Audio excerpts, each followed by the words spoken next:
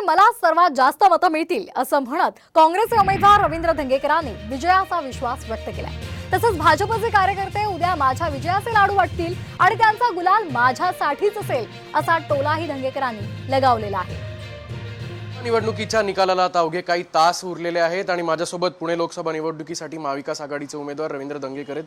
आज एकदम cool chill mood मध्ये दिसतंय, काय विश्वास वाटतोय उद्याचा, काही टेन्शन आहे का?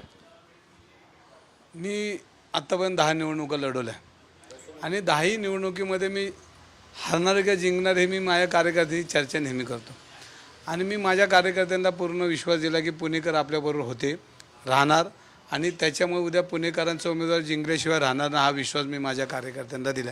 आता अजून एक रील सोशल मीडियावर व्हायरल होतीये की धंगेकरांचा लिंबू डाव फेल झालाय म्हणून। त्यांना शेवटी राजकारणाचा भाग आहे, माणूस हरायला लागला की ह्या सगळ्या गोष्टी त्यांना, मी जिंकलो तर ते अंतिम लिंबू डाव झाला आणि मी हारलो तर लिंबू डाव फेल झाला, म्हणजे हे त्यांनी त्यांचं प्रश्नाचं उत्तर त्यांच्याकडेच आहे। दुसऱ्या बाजूला भाजपकडनं लाडू असेल, गुलाल असेल त्याची देखील तयारी करण्यात येते। हा कॉन्फिडन्स म्हणायचा का ओव्हर कॉन्फिडन्स?